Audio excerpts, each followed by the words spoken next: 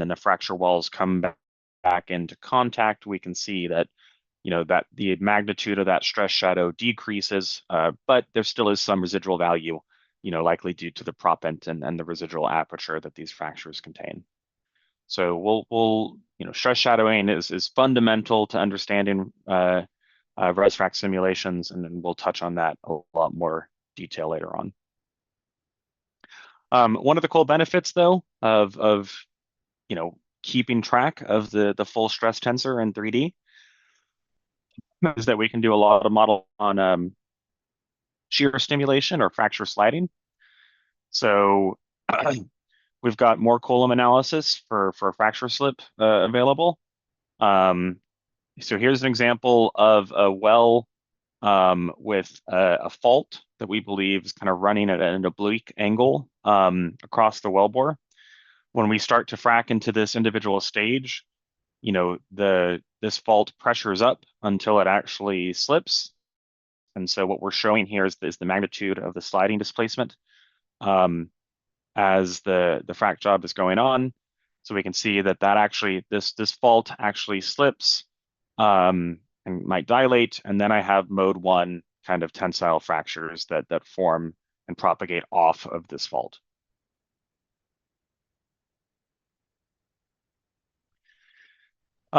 Stress shadowing. Quick question. Yes. Andrew Magyarov here.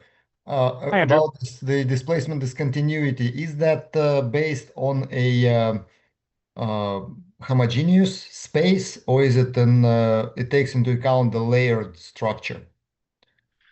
Yeah, so the basic method from Shu is assuming homogeneous media, but there are versions that do take into account the heterogeneity, and so we do account for that. It is accounting for the heterogeneity and the layering of the geomechanical properties, and I'm happy to point you to the documentation there. Thank you.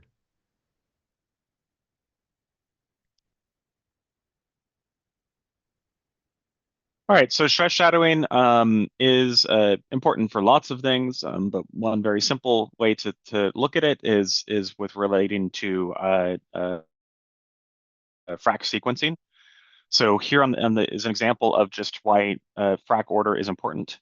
In this case here on the left, the left well is fracked first, followed by the well on the right, whereas the example on the right has the right well fracking first, followed by the well on the left. What you can see is that the fracture geometry that's formed is truly dependent on that zipper order. So in this case, I clearly have a little bit more fracture propagation here to the east side of the pad than I do here when the west well is fracked first, and vice versa. I get a little bit more of an extended length here on the left when the right well is fracked first than otherwise. So zipper sequencing is a common thing to kind of include and an important kind of observation in general. A little bit more, what about fracture height? So your stress profile is going to be the number one factor that will affect the fracture geometry, and in particular, your fracture height is really going to be controlled by any potential stress barriers that you see. So I'll mention this more, but having a calibrated stress profile where possible, with DFITs or other detailed information is helpful. And with the lack of that, we'll often, adjust your SHMIN profile in order to help match the geometries that we might see from diagnostics. So here's a good example from a HFTS2 pad. They had a vertical observation well here where they actually saw a fiber response vertically and fracture height growth up to 1,800 feet away from the landing zone of the well. And this was clearly kind of just fell out of the ResFrac simulations when you had wells landed in a relatively high stress zone. But as soon as they popped out of that zone and started propagating upwards, there was nothing to stop them, so they kind of just um, continued upwards, uh, until they ran out of energy, more or less. So the layering of that stress profile is going to be vital for that, as we'll see. A few other kind of key concepts, and then we'll dig into just the simulation itself. Um, so fractures, I had mentioned, are meshed as true cracks, right? They maintain aperture, throughout the duration of the simulation, not just fracking. As such, one of the key concepts is that the code must, smoothly transition between all these end member conditions of, a mechanically open structure that's fully unpropped, partially propped, or fully propped. Um, uh, so all of those need to be included. Of course, we include, non-Newtonian, non-Darcy multiphase effects, as well as some detailed proppant transport. So the proppant transport within a given fracture takes into account lots of different physics. Of course, just advection, moving the proppant with the bulk slurry flow, but it also includes proppant settling, um, special versions of settling for non-Newtonian fluids, including hindered settling or clustered settling. Um, Proppant bridging or jamming can occur depending upon the fracture element size, or the proppant volume fraction. Bed slumping can be observed. There's bed load transport, so like saltation and proppant right along the bed of a proppant bed. Um, though we typically don't see that as having a big effect at field scale. And then, of course, proppant trapping or mobilization. So proppant trapping or mobilization is a little bit separate from the core proppant physics.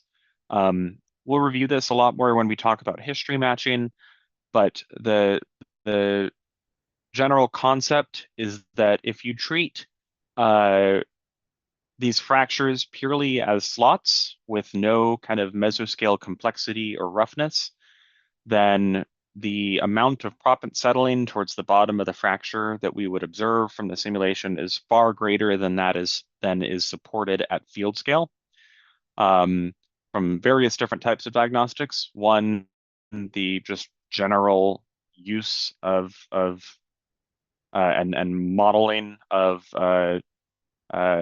fractures over the last decade. But the second, being some of these core through studies, as well as radioactive tracer data, shows that the proppant does not all settle to the bottom of an individual fracture, right? There is some kind of cloud or halo that's created. So in order to account for that, we have some modifications to the proppant transport that basically allows proppant to be captured or trapped within a given fracture element. And this is meant to represent, small scale irregularities, complexities in the fracture surface that lead to, much more realistic propped area estimates and maps of depletion, so on and so forth. So the amount of proppant trapping or immobilization is kind of the key tuning parameter. We'll discuss it in a lot more detail, but just kind of keep that in mind.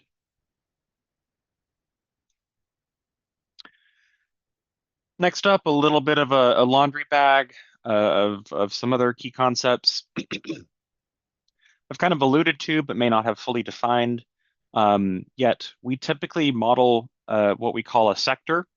And all that is that we're not modeling an entire wellbore, but rather kind of a subset of a couple stages. Um, we'll often say that we're trying to model the, average stage to help design for the average stage, right? Of course, there can be irregularities and heterogeneities from heel to toe of a given well, but if we capture kind of the 80% average behavior, then we can make decisions from that. And part of that is just that, it currently it's computationally intractable to model the entire well with every single fracture. You'd end up with millions of fracture elements. Um, and so we'll tend to model a sector, meaning just 1 to 3 or 5 stages for a given well, um, uh, for a given pad. So a couple things that are necessary in order to kind of model that. One is something called external fractures. So external fractures are outside of the matrix and they impose a stress state to represent the stress shadowing from previous stages not captured in the model. So what we can see here is we've got this external fracture here. Prior to the fracking of the stage, it's kind of imposing this local stress increase in order to help capture the stress shadow from, a stage over here that's not actually modeled. Um, the other thing that we commonly use is zero permeability cubes, right? So these are meant to, deactivate portions of the matrix in order to represent wells that may not be included in your given model. Um, last but not least, the edges of the matrix itself can be set up to be either no flow, which is the most common, or constant flux, which we can use in certain applications, uh, depending upon the use case. So a few more demos here, and then we'll kind of dig into the software. Um, here's an example of some of the depletion effects. So here on the top right, I've got a parent well here with two child wells that are infilled next to it. So when I see this depletion from the parent, it's having an effect, not only on the pressure of the reservoir, but on the stress state itself. And we can mimic, the effect that we could see on ISIPs here. So in this case, I've got, this parent ISIP here at virgin conditions, but when the child well comes in, it actually sees a lower ISIP than the parent well, and that's due to the, reduced stress for that first order child well. The second order child well, being a little bit further away and not actually fracking into a depleted zone, still sees the ISIP, of the initial conditions. Um, these effects can be, important for all sorts of things, and in particular frac hits. Um, I'll probably talk a little bit more about this when I get to some parent-child modeling, likely on Thursday. But here's a great case study from Dave Ratcliffe, used to be with ResFrac, but now at Continental, where they modeled a kind of complex parent-child case. So what we're looking at here is the parent production history for that parent well that was hit time and time again, and then actually had treatments. So during this first year or so, good production. Then this parent well was hit by an offset pad from a different operator, and we can see the stepwise change in oil production as it was kind of damaged by this offset frac. They actually then went in and treated it with a surfactant and saw, a marginal improvement, um, which they then had online for another year. When it was actually hit again by another offset pad on the other side, and we see another huge decline, stepwise change in the oil rate. Well, about 2 years after that, they went and did another chemical surfactant treatment, and actually, very successfully improved the production of that parent well. So we actually modeled all of these multi-generational hits and treatments, in ResFrac. So, something to keep in mind. I think that's fully possible in order to capture some of these subtle changes that multi-generational pads can have.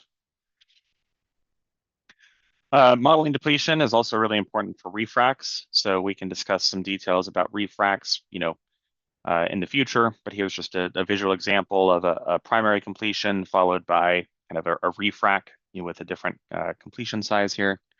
We've got some really good cases and case studies on refracs. And then last but not least, kind of puff and puff and the detailed effects that can occur here. So here's a screenshot or a video during some of the huff and puff cycles where we can see, the pressure going up and down within the fractures. and then the fracture conductivity going up and down um, during each huff and puff cycle. A couple other use cases, geothermal, of course, is important. CO2 injection and carbon sequestration and the effects that thermally induced fracturing might have. Um, Pretty much anything. If you can dream it, we can probably model it to a good extent. All right, I think that hits the last kind of focus, and we should probably shift over. So before we dig into kind of the basics of the UI, are there any questions? Um, and I will get the UIs opened up here in the meantime.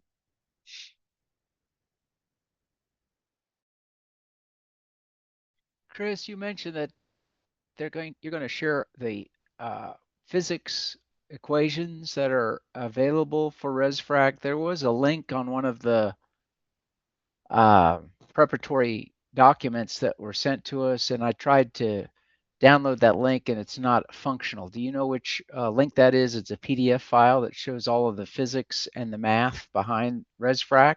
Yeah, of course. Yeah, forgive me if I think one of the links is broken here, but um, yeah, that's a good question, Darian, and let me just hit that before moving forward. Um, in addition to obviously, this course itself, if you ever need to refer or want, kind of the core three documents, that's going to be these three here. So the ResFrac technical write-up, the A to Z guide, and our FAQ. So the technical write-up is a very detailed breakdown of basically every single equation that we use within the simulator. Um, if you go to resfrac.com and /online training, or you can access it under resources, online training. We have a link here to that technical write-up. So if I go to the ResFrac technical write-up, we post updates to it here on archive, and you can grab just the most recent PDF version here. This gets updated, several times a year as the simulator itself is being improved. So as you can tell, this is a 180-page detailed breakdown of all of the physics that we use with all the associated equations and documentation. We never want ResFrac to be considered a black box. You should always be able to understand, what is happening at a given location. The second side of that is if, this is the technical side, the A to Z guide is basically the practical side. So if you wanted what we would consider to be like a user manual or a user guide, that would be this document. And that's also contained here in the documents that I sent over, as well as here on the online training page.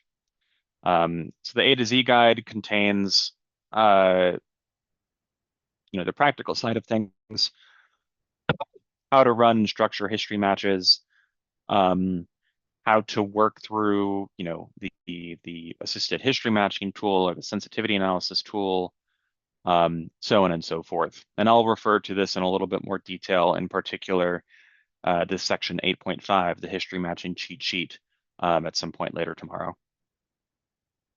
Last but not least is the ResFrac FAQ.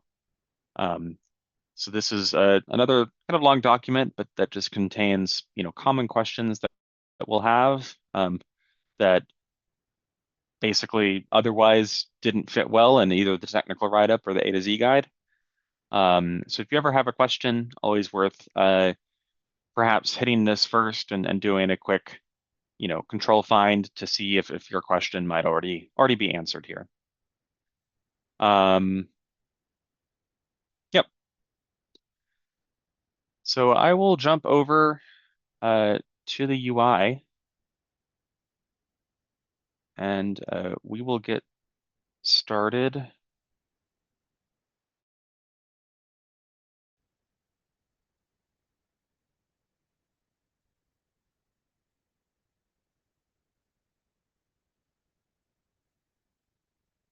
with our first project.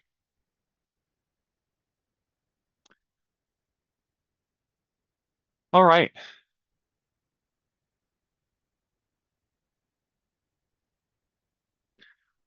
Okay, so when I open the software for the first time, this is kind of more or less what it should look like. You'll see that we start off with a blank case that just says, projects. Um, the general structure of the way that we organize kind of a given simulation kind of has like three levels of hierarchy. So if I were to just write this out,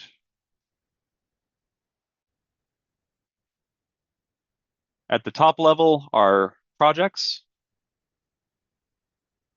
That's going to be typically, an individual pad or just, your top level grouping of what you're working on. So typically have it be an individual pad. I do a lot of the, help out with a lot of the consulting work that we do internally as part of our services division. So of course we'll have different pads or projects from clients. Um, Beneath the project level hierarchy is a list of workflows. And a workflow can be of different types. It can be either a sandbox workflow or uh, automated workflow. So that can include the automated or assisted history matching, the auto optimization, and then just standard sensitivity analysis.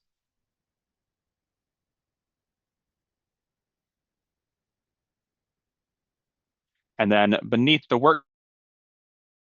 workflows folder is a given simulation. So it's kind of a three-level organizational hierarchy. So for our case, we're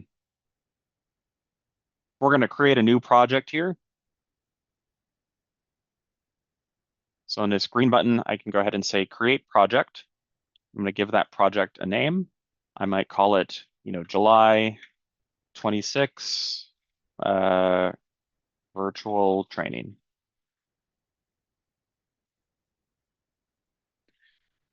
And I'll go ahead and hit create. And you can see when I've created that project, it is now here in the list of all of our active projects. And if I click on that project, it'll bring me down into that level. So now with this new empty project, you can see I have the second level of hierarchy here, the workflows. So what I'm going to do is I'm going to go ahead and hit create sandbox. I'm going to make a new folder, a new workflow for me to operate in.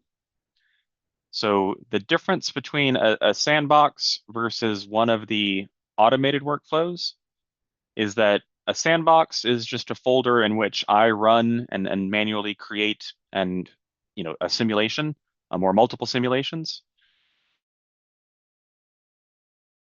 You actually design the workflow, and then the code will spin up many simulations within that workflow. So it's just two sides. Sandbox, I control all the individual simulations within that sandbox versus any of the automated workflows.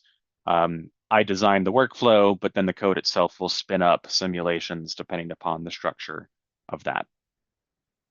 So for this first use case, we are going to just make a simple sandbox to start off with.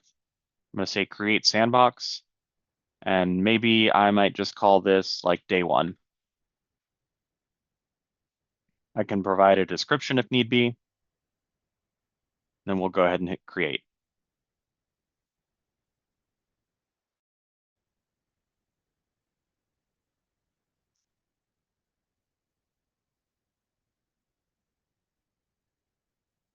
All right, now that I've created that sandbox, I can click into that. And now we can see if we look here on the top left, I can see kind of the level of hierarchy at which we're kind of in now. And now you can see I would actually have a list of simulations. So what we're going to do for the rest of the day today is go through setting up an example simulation based upon some of the data that I've sent over. So if you come here and look at the day one files, that I have sent over. I've included a CSV file here that says Bakken training input data. If we go ahead and open that up,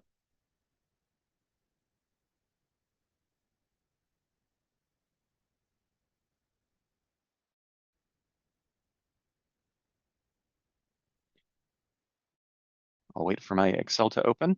But this would have the sort of data that you would need or want to gather prior to setting up a simulation. What sort of data does that include? Well, of course, it includes well surveys, it includes geologic data, our completion schedule, our production data, so on and so forth. And Excel is still loading.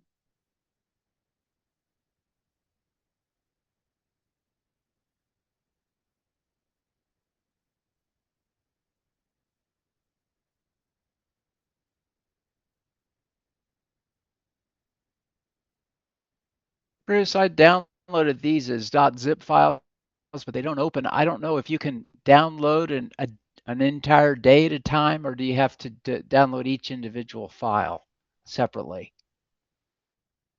I mean, you should be able, so are you not able to unzip the zip folders? Yeah, what it says on mine is it says that the zipped file is, just read it to you exactly what it says. When I try to extract all, it says that compressed zip folder is, it says before you can extract files, you must copy files to the compressed zip folder, even though the zip folder is like, 5 million kilobytes, 5 gig, I guess that would be, gosh, it's huge. 4,995, 236 Yeah, I mean, kilobytes. I've got some simulation results there for, day 2 or day 3, full sims, hence why it's pretty large. If you're having